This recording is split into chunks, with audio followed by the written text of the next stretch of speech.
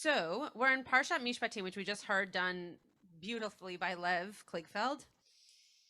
For those of you who didn't know, Lev's Parsha is the same Parsha as Aiden Kligfeld. And one of my favorite stories is that I got to teach Aiden Kligfeld her bat mitzvah Haftorah. And so it was very sweet to see Lev reading the same Parsha Torah. Okay, so, fun echo happening. We are going to look at the end of Parshat Mishpatim. So we're going to be in Exodus 24, chapter 24. We're going to look at verses 9 through 18. I actually thought about not bringing commentaries at all because there's just so much that we could look at in just the verses themselves that I thought that maybe the commentaries would be extraneous to a certain extent, but there were a few that were really beautiful and I wanted to be able to share them. So we're going to look at two of these 9-ish verses here. And though we'll read all of them, I want us really to focus in on two specifically. We're going to focus in on verse 10 and we're going to focus in on verse 12. So I'll pass these around. If you came in a pair and you're comfortable sharing, that would be wonderful, just so that there's enough. I have 15 copies, so they should be able to be shared. And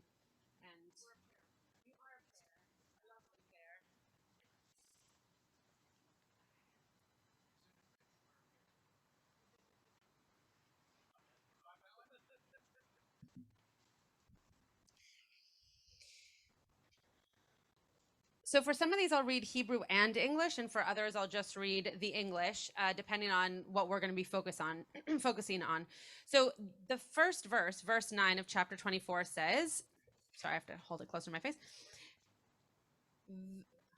Rabbi BK, there's one there, yeah. Vayal Moshe ve'Aharon, Nadav ve'Avihu, ve'shiv'im miziknei Yisrael. So Moses and Aaron and Nadav and Avihu, sorry, I didn't change the English poor writing of their names there, and 70 elders of Israel went up. Okay, so that's just saying all the different people who went up the mountain. Again, we're at the end of Mishpatim, so we're past all of the different rules that we're going to get, and now we're having these intimate relational moments between mostly Moses and Aaron and God, but also all the people and the divine. So here's one of the two verses that I'm going to have us really focus on. Vayir'u et Elohei Yisrael v'tachat raglav kem'aseh livnat ha-sapir uche'etzem hashamayim letohar. So they saw, all those people that we just mentioned, the God of Israel, and underneath God's feet, there was this thing that looked like pavement or some kind of ground of sapphire. So sapir here is the word for sapphire, which makes sense. Uche'etzem hashamayim latohar. And the look of it was just like the sky of purity. I don't know about you, but I have no idea what that could possibly mean. I know what a sapphire is, and I know what a sapphire looks like.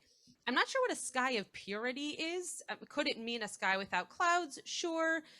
That would be a clear sky. I don't know what a sky of purity really is. And it's interesting that at all they're seeing God, right? We know from moments before this part of our Torah that God is not making God's self readily available in physical form to people. So it's interesting that, first of all, it's not just Moshe. It's Moshe and Aaron and Nadav and Avihu and 70 elders. It's a whole crew, right? So it's not just, oh, I'm going to have this intimate moment with you and it's just me. It's a whole audience of people who get to have this intimate moment with God. So that was what first caught my eye. The next verse I'm just going to read in English. Yet God did not raise God's hand against the leaders of the Israelites. They beheld God and they ate and they drank. The next verse is the second one that we're going to focus on. Vayomer Adonai El Moshe. So God said to Moshe, Ale elai hahara, ve'heye sham ve'etne lecha et luchot ha'even ve'hatorah ve'hamitzvah asher katavti lehorotam. So when I was taking, I don't actually remember what the class was called, but a class with Sioni Zevet, one of the things that he mentioned was that when it says hahara or daroma, it means towards the mountain. So interesting here that the translation says on the mountain, when really what we are imagining is that they're going towards the mountain, or as Zioni Zevet would say, mountain word. Just don't ever say that, because no one will have anything to do with what you're talking about unless you went to rabbinical school. So come up, what? Sure. Come up to me, God, on the mountain, or mountain word, and wait there. Oh, we lost Zoom, so hold on one second.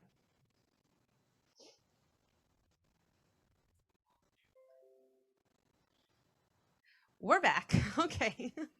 You got to miss out on a grammar moment, which is always fun. And I will give you the stone tablets with the teachings and commandments which I've inscribed to instruct them. So for conservative Jews who spend some time talking about the documentary hypothesis, this is actually quite interesting, because we're seeing here that there is evidence, might be a strong word, but some evidence for the fact that things were written down by God and then given to Moshe, Aaron, and the whole crew that came with them. So I'm just going to read it one more time in the Hebrew, since we got cut off for a second. So I will ve'etne lecha et luchot ha'evan, and I will give to you these tablets of stone, ve'haTorah, and the Torah, ve'hamitzvah, and the commandment. Interesting, that's not plural, but okay. Asher katavdi lahorotam, that I have inscribed so that you can teach it to them. The next part I'm gonna read in English. So just keep in mind those two verses that, if you're looking at the source sheet, are in yellow, or the two that I read both in Hebrew and in English. So Moses and his attendant Joshua arose, and Moses ascended the mountain of God. To the elders he had said, "Wait here for us until we return to you. You have Aaron and Hur with you. Let anyone who has a legal matter approach them." When Moses had ascended the mountain, the cloud covered the mountain. The presence of Adonai abode on Mount Sinai, and the cloud hid it for 6 days. On the seventh day, God called to Moshe from the midst of the cloud. Interesting, that's on the seventh day. Now the presence of Adonai appeared in the sight of the Israelites as a consuming fire on the top of the mountain. Moses went inside the cloud and ascended the mountain, and Moses remained on the mountain 40 days and 40 nights. Okay, so then the next parsha begins. So the end of this we know quite well, right? We know the 40 days, 40 nights business, and we know the cloud, the cloud piece. The other thing that I was going to focus on, if we had more time, which we don't, so I'm not going to, but this idea that it's hidden for 6 days and then revealed on the seventh, there's a beautiful drash in there somewhere about Shabbat, right? That we somehow are going about our lives for 6 days. Therefore, certain aspects of maybe our spirituality, the divine, et cetera, are hidden to us for 6 days. And then on the seventh day, we really focus on it.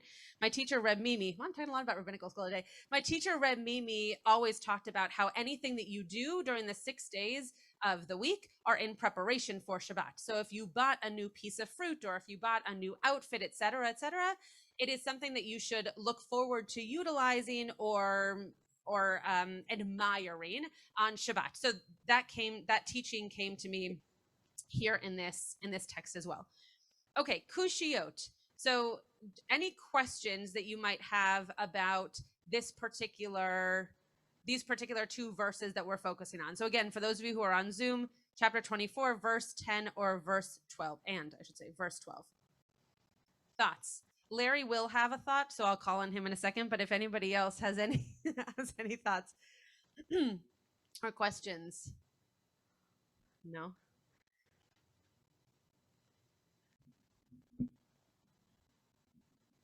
I teach 6th graders. I can wait a long time. It's totally fine. Oh yeah, Tybal, go ahead. I don't know if you're able to unmute, but you can try. There you go. Only because you just prompted. Mm-hmm. It's interesting, when you first started talking about what was going on, Mm-hmm.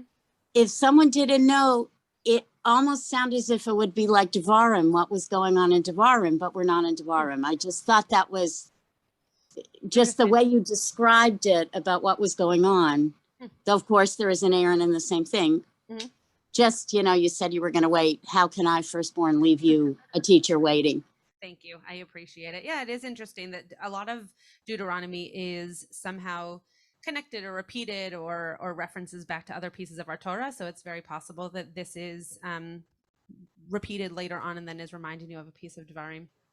Larry, how did I know? Yeah, yeah.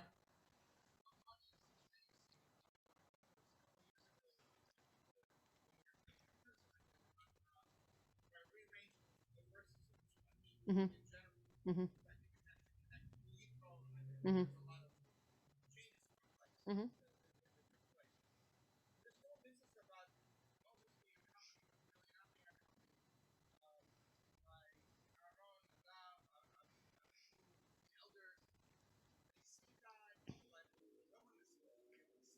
Right.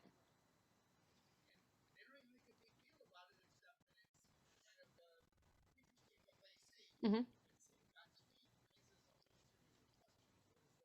Mm-hmm. Mm-hmm.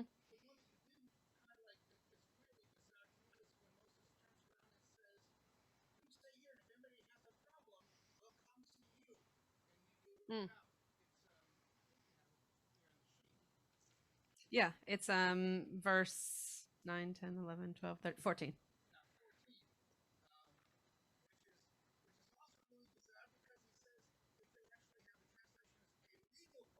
Mm-hmm.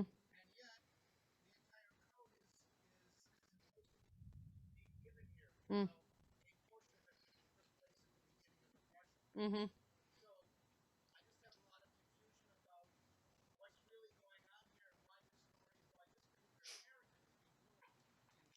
Great. So, for those of you who are on Zoom, I'm just going to very simply state what Larry just mentioned, and I'm going to go backwards. So, the second thing that he said is that he's interested in verse 14 and how the fact that Moshe says, "Why don't you stay here?" and these guys will respond to you, but they're gonna come to you. And interesting that that's kind of, because we read Yitro this morning, I have Yitro very closely in mind as well. This is like exactly what Yitro was telling Moshe should happen, right? So we don't actually hear that Moshe takes his advice, but here it seems he has, which is not what Larry said. I'm adding my own little commentary. Uh, oh, but we don't see him take his advice until here. Yeah. I won't repeat that for the people on Zoom. But the second piece that Larry said first was how interesting it is that it makes not only mention that they are seeing God, but the fact that there's description of how they see God, the feet of God, the here it's color and type of gemstone potentially, if it actually was sapphire, just looked like sapphire. So how interesting it is that's a part of this narrative when we know that we're not supposed to be seeing the likeness of God. Rabbi BK. Yeah.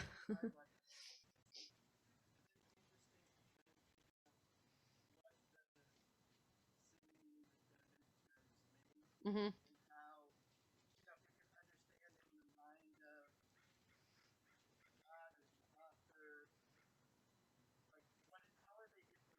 Mm-hmm. Mm-hmm. Great. So Rabbi BK just asked a question that I also wondered, and so I brought a piece from our Gemara to look at as the last text for today. So once my teacher, I guess I gained something from his learning to be able to have the same questions.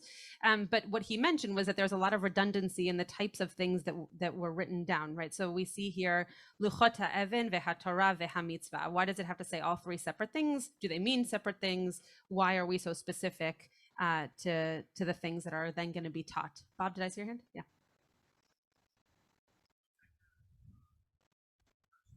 Yeah.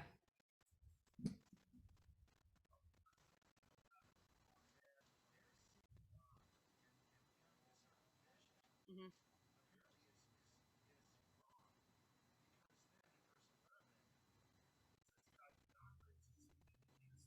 Mm-hmm. Mm. Mm. So interesting.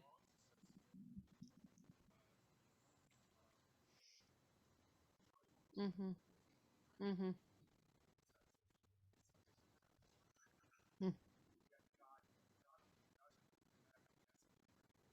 Mm. A very interesting point. So Bob made mention to the fact that in verses 10 and 11, verse 10 says that we saw God, knowing that that's not a thing we're supposed to do. And in verse 11, not only does God not say you weren't supposed to do that, but there's a certain kind of celebration and acknowledgement and festivity around the fact that they did see God. I'm just going to leave that. There's a lot to say about it. Tom and then Joel.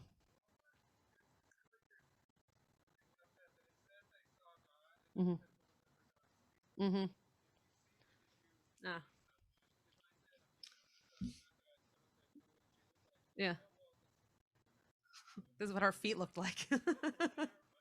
Yeah. Yeah. Yeah.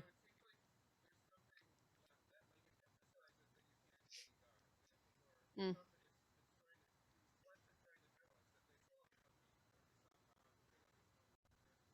Beautiful. So Tom just in very true author form, Tom just pointed out that if you were going to describe something that you saw, you wouldn't just describe the thing that's under their feet, you would describe them. So he used the example of if I saw Rebecca, that's me, and someone said, what did she look like? They wouldn't describe what was under my feet or even my feet. They would describe everything that I look like. So it's a very interesting way of seeing this, that not only does our Torah say that they saw God, but it jumps very quickly. There's even an et nachta there, which means that there's also a break in the understanding of the text, that they saw God, and then very quickly they make mention to, but they looked underneath underneath God's feet, whatever that means for God, and they saw what God was standing on. um it makes me think of when you when you're looking at someone, and you, whether or not, especially with masks now, I feel like this happens all the time, that you can't necessarily tell who somebody is, and so you stare at them and you think that maybe you know who they are, and then they make eye contact and you realize they are not the person you thought they are, and you very quickly look away because you're now embarrassed that you've stared to try to figure out who they are and it's not them.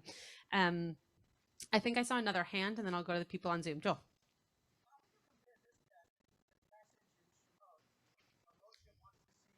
Mm-hmm. Mm-hmm. Mm-hmm. Yeah.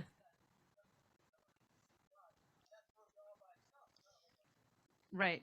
So Joel's bringing up the passage in Shemot that where Moshe is told that he cannot see God, and then there's a midrash that not only can God not be seen, but that which Moses saw of God was just his back and the box of tefillin.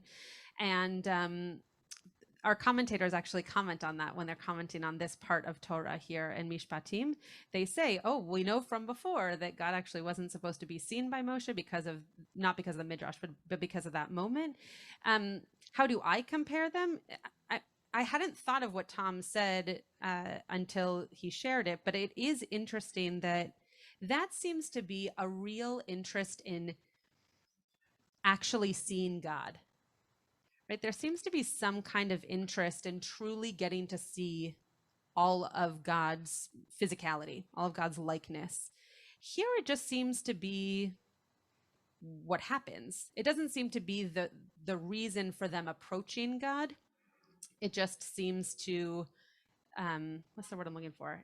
A result. It seems to be a result of the encounter. So I don't know if that intentionality makes it different, or the fact that they weren't actually looking to, whether it was to see into God's face or to see, to be able to do, as Tom mentioned, explain exactly the different pieces of God. I'm not sure. So it's a really good point. And again, that's what the commentators also pick up on when they read this verse. Okay. Our Zoomers. Alan. Lots of questions, and some have already been addressed, but the one that stands out the most for me is the whole notion of that you've got 74 people. You've got the 70 elders, and Moses is Aaron and Nadab and Abihu. That's the only time they're mentioned is seeing God and not mentioning anything else. And they bring in her, another party who is not even designated by name. Mhm. And all of these people see God. Mhm. And yes, it was only supposed to be Moses who couldn't even see God. And now 74 people are seeing God in this experience. Mhm. It's mind-boggling. This section has always troubled me. The eating and drinking, and it's like going to a picnic. Oh, and we're going to see God on the way. The other thing that particularly surprises me is the reference to the stone tablets and the additional teachings. Yeah. We just had Moses receiving the tablets one parsha before. Mhm. And so what are these tablets referring to? Mhm. Great. We're going to answer that question with a commentary in just a few minutes. Okay. Joanna.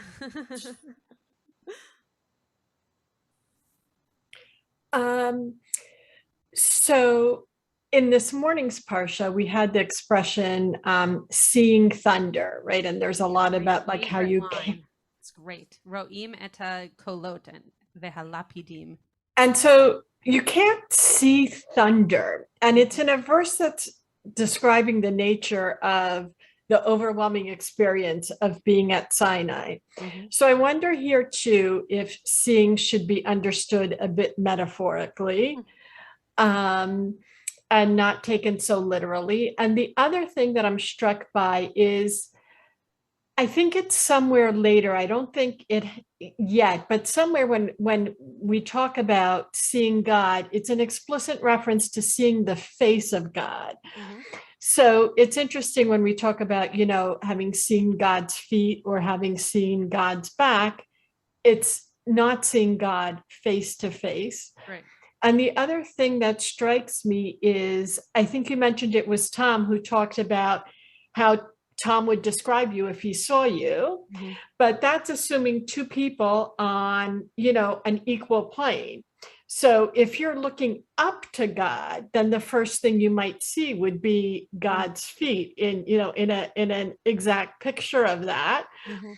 And then the description of of Moses having seen God's back would mean that Moses was even closer in that moment. So I think it's, sort of an interesting thing to think about, Yeah. these metaphors of what parts of God are being seen. Yeah, it depends on your perspective, right? Especially when we talk about little kids looking up to people, right? How do they see you? And it's a very different way than an adult sees you, because they can look to you, making eye contact, which is why they tell educators to get down to talk to a little kid, because you should be able to look them face to face. They shouldn't be looking at, your knees while you're talking to them. You said something else that was the scene. So yes, that piece of Torah that you mentioned from Yitro, it is so interesting, and my favorite aspect of it is that it's not just seeing, but it's really understanding.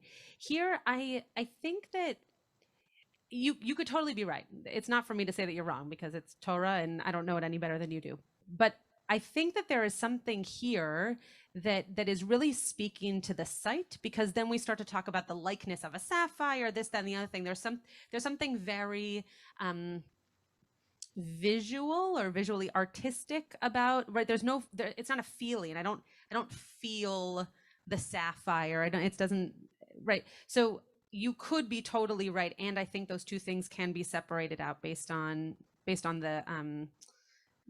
the relationship to the events potentially. Brent, and then Tybal, I see your hand, but because of the time, we're gonna move on. Brent, go ahead. Right. I just want to point out that the text that I'm looking at is an interlinear Chumash, Mm-hmm. and by Art Scroll, and it says, in reference to this very holy activity, when they talk about seeing God, they use the translation, yet they ate and drank. And all I'm saying is, when you look at the translation, yet they ate and drank, that implies to me that there's something wrong with the mundane nature of the yet they ate and drank in the presence of all these other lines that deal with a very holy process. Yeah, it could be. Yet I don't think I'm the first person to say that I I'm not great at grammar, but I don't think that it actually is definitively yet in the way that it's written in the Hebrew. Yeah, it could be, but it doesn't have to be. Right, right. So I think that there's something to that translation that's trying to give you a certain kind of interpretation, I think. Whereas though we know that Vav could be and or but, right? That here it also could be and. So again, similar to what I said to Joanna, like I'm not here to tell you that you're wrong, but it could be that's trying to tell you something, to read into a little bit more than it actually is, by just saying that it could be and. Okay, let's look at a few commentaries. So if you turn the page, I put the different commentaries on the two different pages. So verse 10 is on one page and verse 12 commentaries are on the other page. I think we're going to only, well, we'll see how we do on time, but we might only pick one of each. All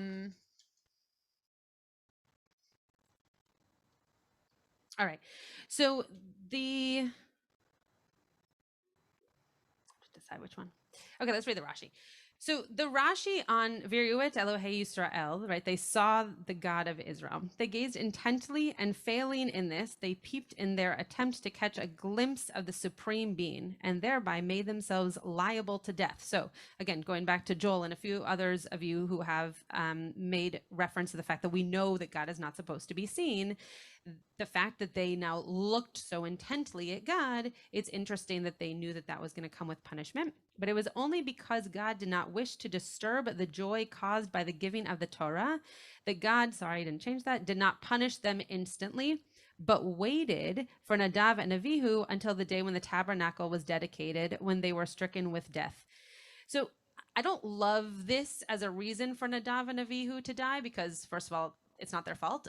But second of all, it is interesting that it now gives us a reason, right? When Nadav and Avihu are killed, there isn't, the commentators come up with a bunch of reasons why they could have died, but there's not really any textual basis for their death, other than the fact that they died by making basically a mistake. Those aren't the exact words, but here, what it's saying is that God did not want to disturb this moment of real joy, right? There was a better thing happening here to make sure that could happen, and we'll put aside the punishment.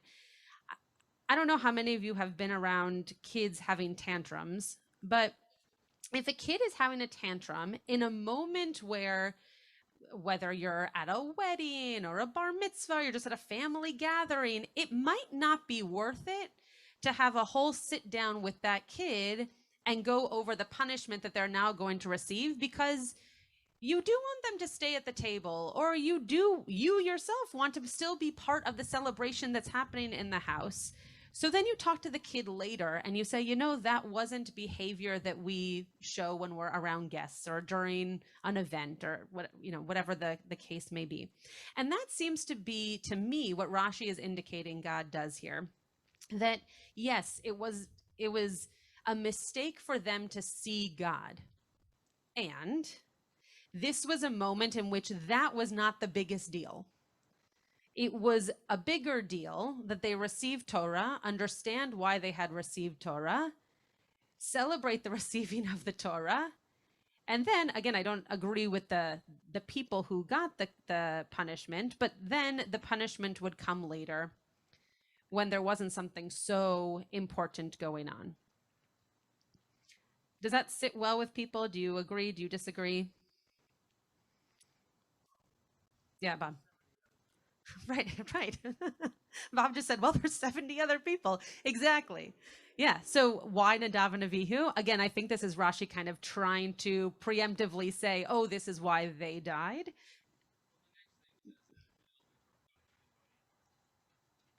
The next part of the sentence, yes. David's pointing out that the next part of the sentence says, in the elders until the event of which the text relates, and when the people... Wait, what? And for the... Oh, yeah, but I picked up in the middle of a sentence, which is why I didn't understand it. Okay, so what David's pointing out is that it says that Nadav and Avihu will be punished, but then it says, and the elders, meaning this is also their punishment, where the text relates, when the people complained, the fire of the Lord burned among them and destroyed. But I think that, well, okay.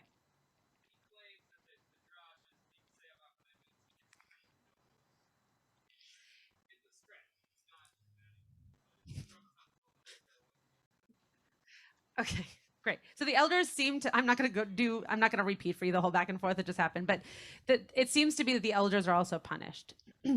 Any other thoughts on this piece? Yeah, Joel. Right. Fire, right. Right. Right, correct. So that's what I was referring to before, that, you know, what Joel just said is, well, we're told that they brought a strange fire, Nadav and Avihu, so that's why they died. But I think that if you go back to that text, the commentators say, well, what does strange fire mean? And then they start to drash out what it means. I think that Rashi is kind of preemptively saying, well, this is what I think it means. But yes, you are completely correct that we are given a reason. It's just not a detailed reason. Other thoughts or comments? Okay, we'll read one more on this verse, and then we'll go to the next verse. Okay, this forno here. Oh, well, Joel, look at the Rashbam. I'm not going to read it, but read the Rashbam.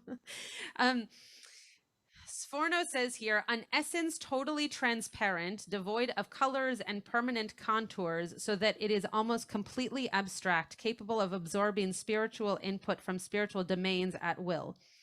I loved this because I think, similar to what Tom was saying, though he said it much more eloquently than I was thinking it, the focus on what is seen is so specific that, you know, why a sapphire? Why not something else?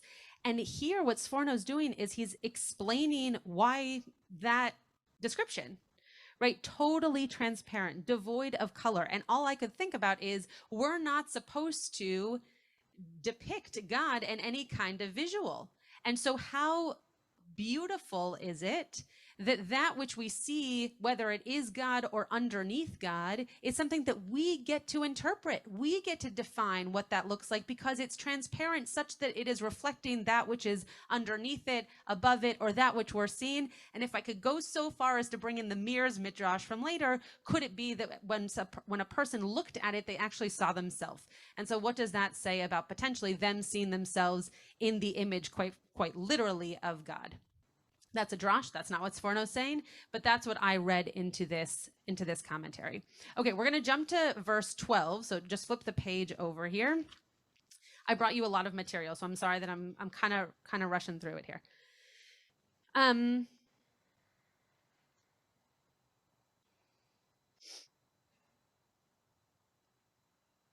we're going to read the Ibn Ezra, and then we're going to read the Brachot part, but don't read the Talmud piece yet, please. Because it's really good, and I don't want you to read it yet. Okay, Ibn Ezra. So don't read it. Rabbi BK, don't read it. Okay. And be there until I give you the tablets, it's supposed to say, sorry, of stone and the law, etc. A Spanish sage said that the first tablets, which were the work of God, which means they were finished by God, were created the same size as the ark. The second tablets also were the work of God, who is the one who created everything. However, Moses finished the second tablets. A finished product is called a work. We thus read, Vayamaher la'asoto, and he hastened to do it.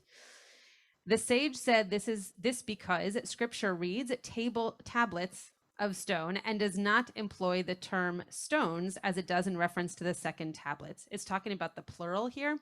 But I think something that, for those of you who are artists or appreciate art, one thing that this seems to be saying is that, sure, you can create something, but unless you're the person who really finishes it and puts it all together, or in modern day puts it out for display, it's not really known. It's not known to be art. It's not finished yet. It's not appreciated. And so I appreciate what Ibn Ezra does here, that even though the Torah is saying that there is that there is much that God is doing alone in the creation of these works, that it's really about the fact that Moshe had a hand, no pun intended, in the actual completion of these. Specifically, they're talking here about the tablets. Any thoughts on this or comments on this piece?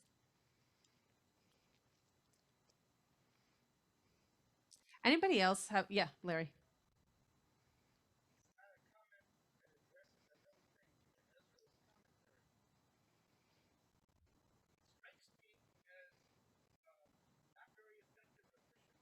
Mm.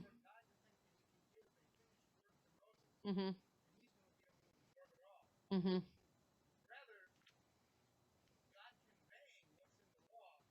Mm-hmm. Mm.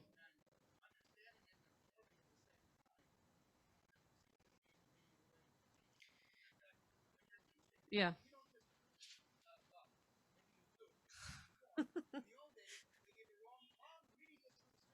Right. Right.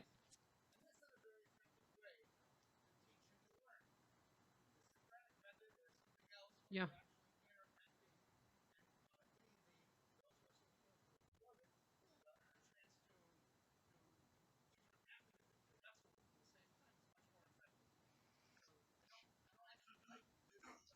Yeah, that's a very interesting point, and one that, when we look, one of Alan's favorite pieces of Torah is that lo bashamayim here, right? That when we start to talk about that there is something to be said that Moshe, not only Moshe himself, but people in general have constantly had a hand in that which has been passed down to us as Torah.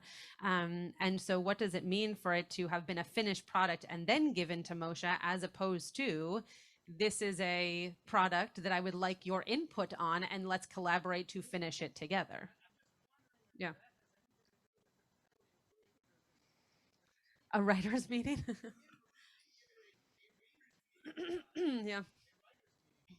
Yeah, well, because I think that part of what caught my eye was the fact that we don't often like to talk about how the Torah was written, right? We don't often want to say, oh, definitively God wrote it, or definitively Moshe wrote it, or definitively people wrote it, because we want to believe, like you're just saying, that we have some kind of agency around the Torah that we have, and why are certain things written in it, and why do we learn certain passages.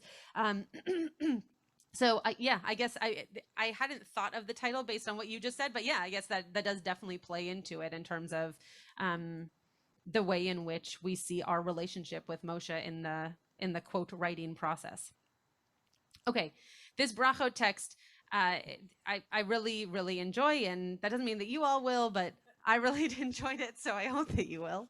Okay, I'm going to just read it in the English, just as a reminder. When we read Gemara in the English that has been taken from Sefaria, the bolded pieces are that which are actually the original, and the non-bolded pieces are just general English to help us understand the text better, sometimes commentary, sometimes just filler words. So just keep that in mind as we're reading.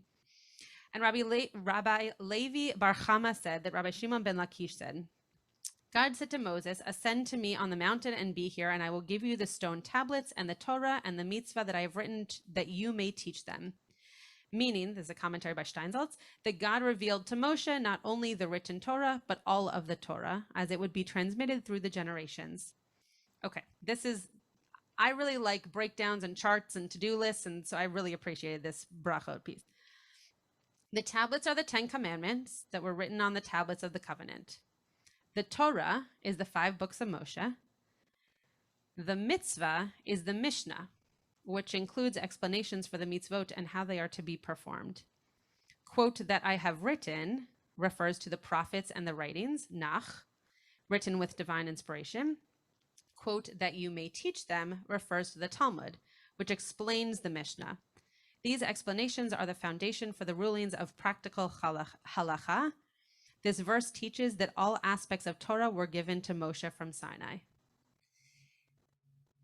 I think that this is this goes back to Rabbi BK's question of why the different things were mentioned. And to us in 2022, how beautiful to imagine, even if they weren't all written in that moment, how beautiful to imagine that all of the foundation that we needed for all these different pieces of our tradition were given to us in a singular moment, and in a moment where we had personal connection and intimacy with the divine.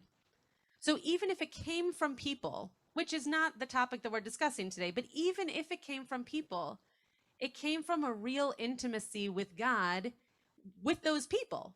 And so then we get it and we get to learn it and we get to grow from it.